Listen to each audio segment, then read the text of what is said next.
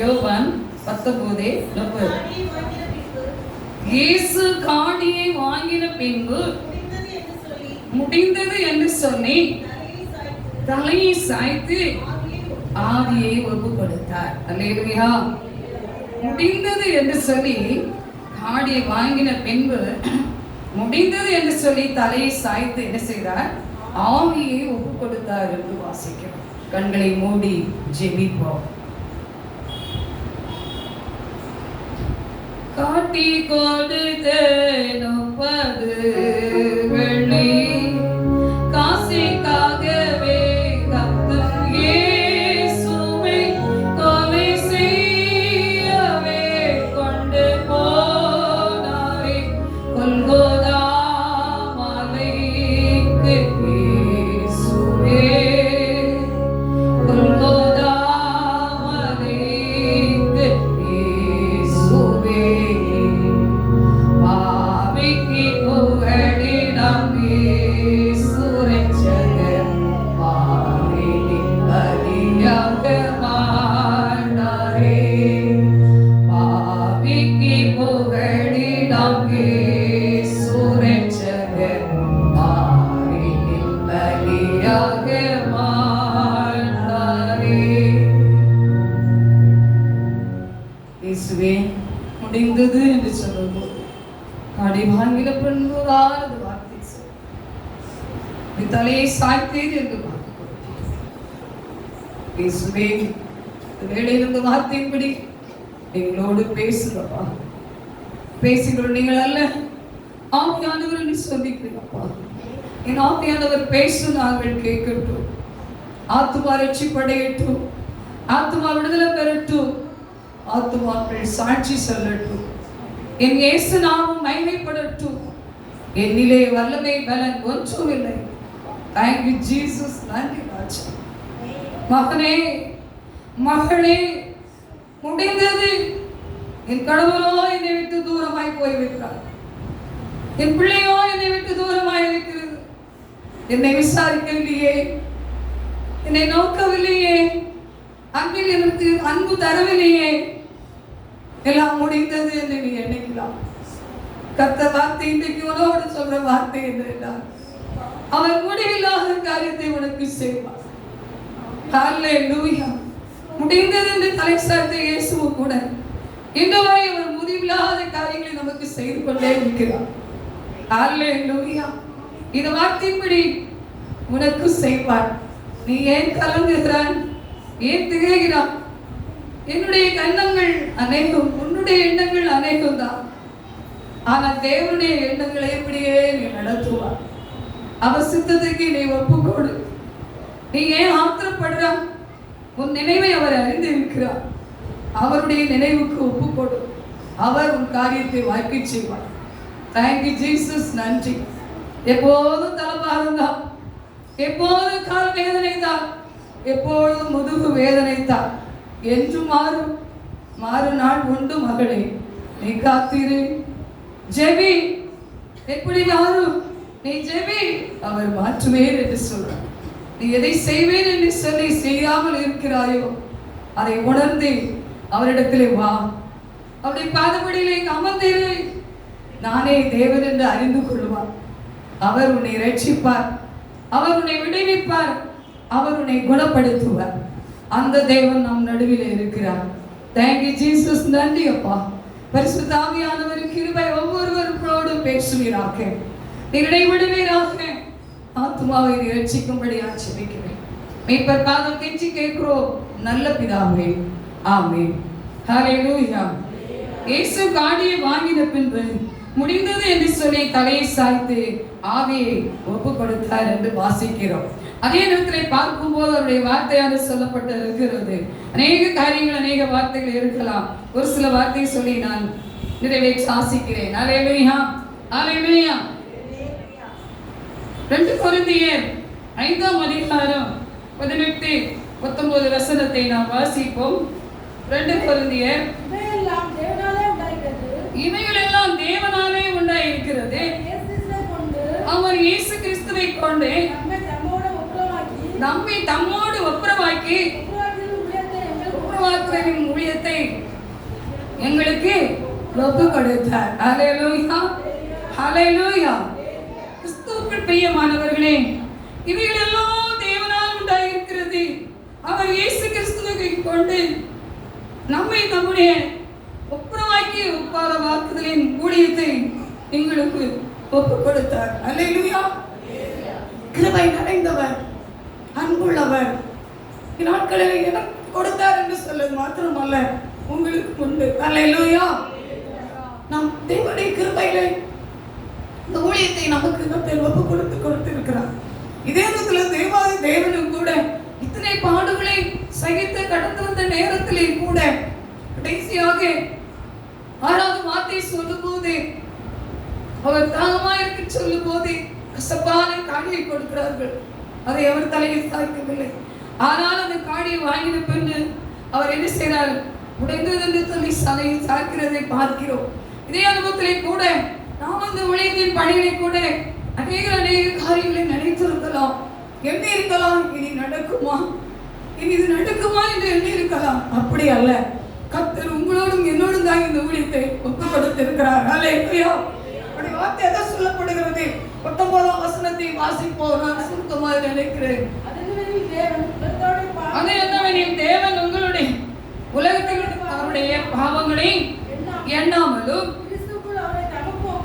கிறிஸ்துவுக்குள் அவர்களை தமக்கு ஒப்புரவாக்கி ஒப்புரவாக்குதலின் உபதேசத்தை எங்களிடத்திலே ஒப்புவித்தார். அல்லேலூயா, அல்லேலூயா.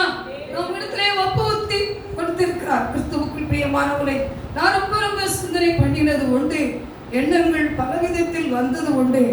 ஆனாலும் கூட கர்த்தருடைய சித்தமே நம்மை இன்றைக்கு நடத்துகிறது. அல்லேலூயா.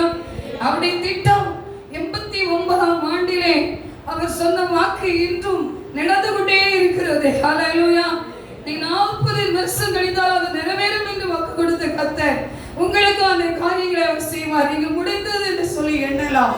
முடிவில்லாத காரியங்களை செய்ய அந்த தேவன் நம் மடியில் இருக்கிறார். ஹல்லேலூயா, ஹல்லேலூயா. 89ஆம் ஆண்டு என்ன சொன்னார்?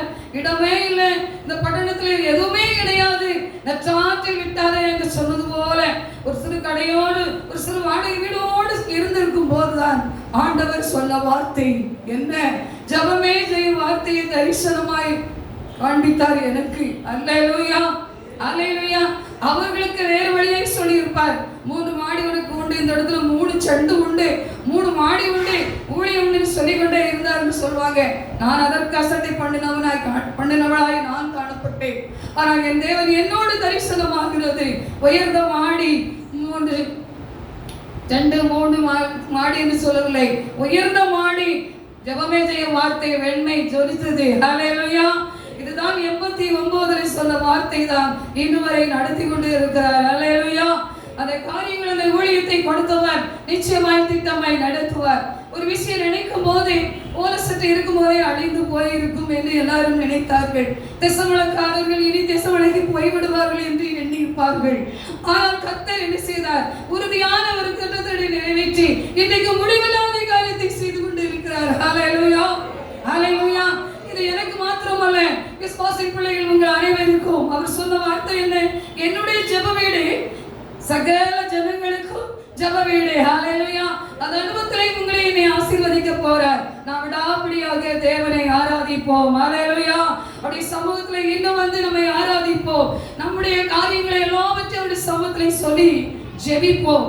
ஒரு காரியங்களை நினைக்கும் போது ஒரு குடும்பத்தில் தன்னுடைய பணத்திற்காக, தன்னுடைய செல்வத்திற்காக, பொருளுக்காக தன் மனைவியை கட்டினானா? அல்லேலூயா. அப்பொழுது அந்த காரியங்களை நினைக்கும் போதே ஒரு நாள் ஒரு சிறு வாக்குவாதம் வந்துச்சுதான். அப்பொழுதே அவன் பொருளுக்காகவே அந்த மனைவியை கட்டி இருக்கிறான், பணத்துக்காகவே கட்டி இருக்கிறான். ஆனால் அவன் ஒரு நாள் சிறு பிரச்சனையிலே என்ன சொல்லிவிட்டான் தெரியுமா? தன் மனைவியை நன்கு அடித்து உதைத்து போட்டுவிட்டு கடந்து போய்விட்டானா? அல்லேலூயா. எல்லாம் முடிந்தது என்று சொல்லி போல அவன் போய்விட்டானா? ஆனால் அந்த நாட்களில் அவன் போய் மதிய வேளை வீட்டுக்கு வரும்போது தன்னுடைய மனைவி அருமையான சமையல் பண்ணி மேஜையில எல்லாவற்றையும் எடுத்து வைத்து தன் கணவர் வருவார் என்று எதிர்பார்த்து கொண்டிருந்தாளா? அல்லேலூயா. அவன் அந்த நேரம் வந்த உடனே முடிந்தது என்று சொல்லி நான் போனேனே, இங்கே வந்து பார்த்தால் இவள் எவ்வளவு அருமையை செய்து வைக்கிறார், இதை எப்படி என்று சொல்லி அப்படி யோசித்து நின்றானா. உடனே இத்தருங்க உங்க எல்லாரும் நம்ம சாப்பிடுவோம் என்று சொல்லி அவர் என்ன செய்தால் பரிமாறினாளா. அப்பொழுது நான் இத்தனை காரியங்களை செய்து உன்னை அடித்து உதைத்து நான் போட்டுவிட்டு போனேனே, முடிந்தது என்று சொல்லி போட்டுட்டு போனேனே, நீ இப்படிப்பட்ட ஒரு அபியான காரியம் செய்து எனக்கு வச்சிருக்கேன்னு சொல்லும்போது நாம் இருவரும் ஏசப்பா சமூகத்திலே கண்டுபிடித்து இருக்கும் போது என்ன வாக்கு கொடுத்தோம் என்பதை எனக்கு சொன்னார். நான் என்னை நீங்க அடிக்கவில்லை, உங்களைத்தான் நீங்க அடித்தீங்க என்று சொன்னார். அல்லேலூயா. ஒரே சரீரம். அல்லேலூயா. இந்த வாக்குகளை தெளிவாய் பேசி அந்த சத்தியத்தின் வார்த்தையோடு சொல்லி என்ன செய்தாளா, பேசி உறவு கொண்டே சாப்பாடு இருவரும் சாப்பிட்டாலாம். அந்த மகன் அந்த கணவர் என்ன செய்தாலும் தேம்பி தேம்பி அழுது புலம்பினானா. அன்றே மனம் திரும்பி அந்த குடும்பம் என்ன செய்தான், ஒருவப்பட்டு தேவனை ஆராதித்தார்கள். அல்லேலூயா. அல்லேலூயா. கிறிஸ்துவுக்குள் பிரியமானவர்களே, கிறிஸ்துவுக்குள் பிரியமானவர்களே, நம் மனைவியாகி நாம் இன்னும் பொறுமையோடு ஓட வேண்டியது அவசியம். அல்லேலூயா. அல்லேலூயா. அவன் அப்படித்தான் நினைத்து அடித்து போட்டு விட்ட எல்லாம் முடிந்து என்று சொன்னான். அவன் சொல்லியிருக்கா பதில சத்திய வார்த்தை எப்படி வாக்கு கொடுத்தோம், நமக்கு இரு சரீரமும் ஒரு சரீரம். என்ன நீங்க அடிக்கல, யார் அடிச்சீங்க, உங்களைத்தான் அடிச்சீங்க. அல்லேலூயா. உணர்ந்தான், மனம் திருப்பினார்கள். குடும்ப இயேசுவின் நாமத்தை மகிமைப்படுத்துச்சு.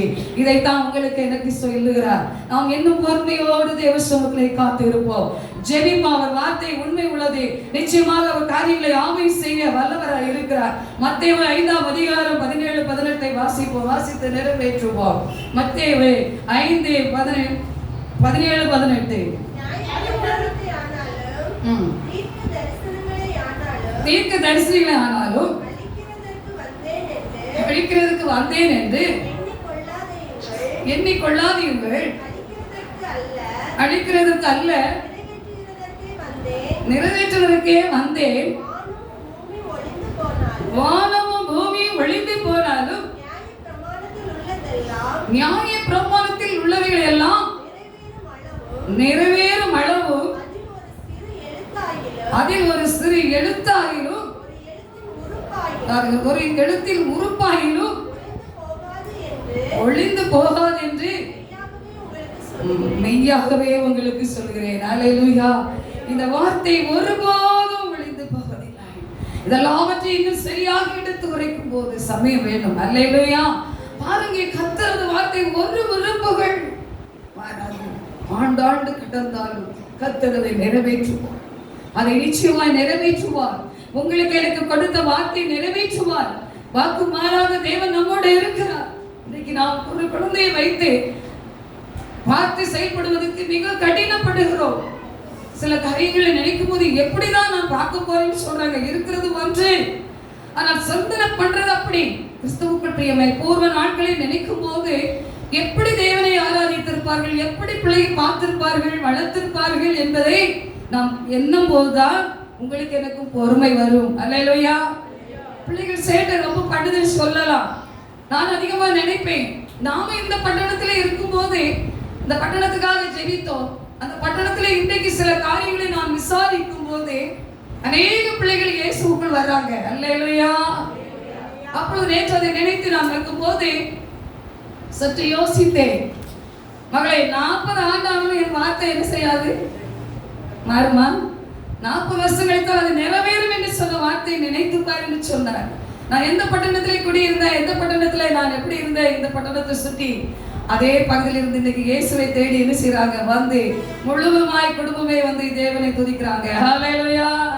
அப்ப 40 வருஷம் முன்னே ஜெபித்த ஜெபம் இன்றைக்கு நிறைவேறுது என்று சொன்னால் இன்னும் எத்தனை காரியத்தை நிறைவேற்ற போறார்.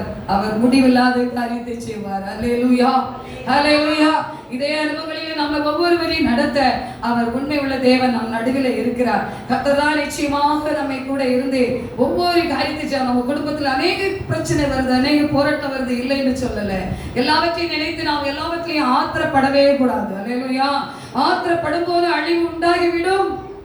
பொறுமையை கடந்து வரும்போது, பொறுமையை கையாடி வரும்போது நிச்சயமாய் நான் பூமியை சுதந்திரித்துக் கொள்ள 40 வருஷமாய் இருந்தால் அந்த வார்த்தை நிறைவேற்றும்படி இயேசுவை மகிமைப்படுத்த முடியும். இயேசு ராஜாவுக்கு ஓசன்னா என்று சொல்ல முடியும். அல்லேலூயா.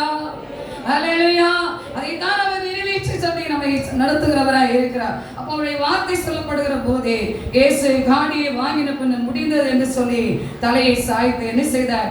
ஆவியை ஒப்பு கொடுத்தார். கிறிஸ்துவுக்குள் பிரியமானவர்களே, அவருடைய வார்த்தையை இன்னும் நாம் நினைத்து பார்க்கும் போது ஒவ்வொரு நாளும் நாமும் தேவனிடத்திலே ஒப்பு கொடுப்போம். அவர் பிதாவின் சுத்தத்துக்கு ஒப்பு கொடுத்தார், பிதாவின் திட்டத்துக்கு ஒப்பு கொடுத்தார். நாம் தேவ சித்த ஆவியானவருக்கு ஒப்பு கொடுக்கும் போது உங்களுக்கு எனக்கு கொடுத்த ஆசீர்வாதத்தின் மேன்மையை தாமதமானாலும் நன்மையாய் நடத்துவார். அல்லேலூயா. எத்தனை காரியங்களை நான் சொல்லி போகலாம், எத்தனை காரியத்தை நான் நினைக்கலாம். நான் நினைப்பேன், அதிகமாய் நினைக்கிற காரியம் ஒன்று உண்டு. நான் அந்த விஸ்வநாத முக்கிலிருந்து இது வரைக்கும் நடந்து வரும்போதே என் கையிலே குழந்தை இருக்கும், என் வயிற்றிலே குழந்தை இருக்கும், என் பையிலே என் சாப்பாடு இருக்கும், நடந்து வருவேன் கடை வியாபாரத்துக்கு. அல்லேலூயா. அந்த அனுபவத்திலே கடந்து வரும்போது நான் நினைப்பேன், நல்லா நினைப்பேன், அப்படி எப்படி வந்தோம், எப்படி செய்தோம், இன்னைக்கு எப்படி கர்த்தர் இந்த இடத்துல வைத்திருக்கிறார். சற்று யோசித்து பார்க்கணும். 40 ஆண்டுகளுக்கு முன்னதை நினைக்கும் போதுதான் நாம் இனிவரும் நாட்களை ஓட்ட முடியும். அல்லேலூயா.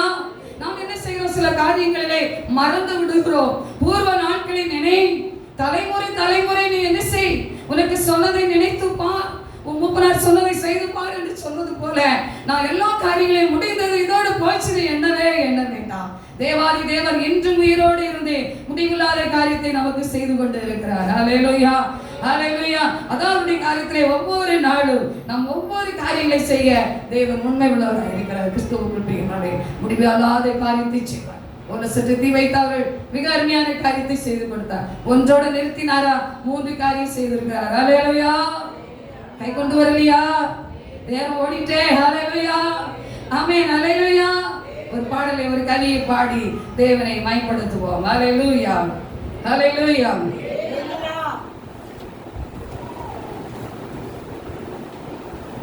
கொம்பே அணிந்தார், நிந்தை சுமந்தார், கள்ள நடுவில் கொலை மரத்தில் கம்பை அணிந்தார், நிந்தை சுமந்தார், கள்ள நடுவில் கொலை மரத்தில் எந்த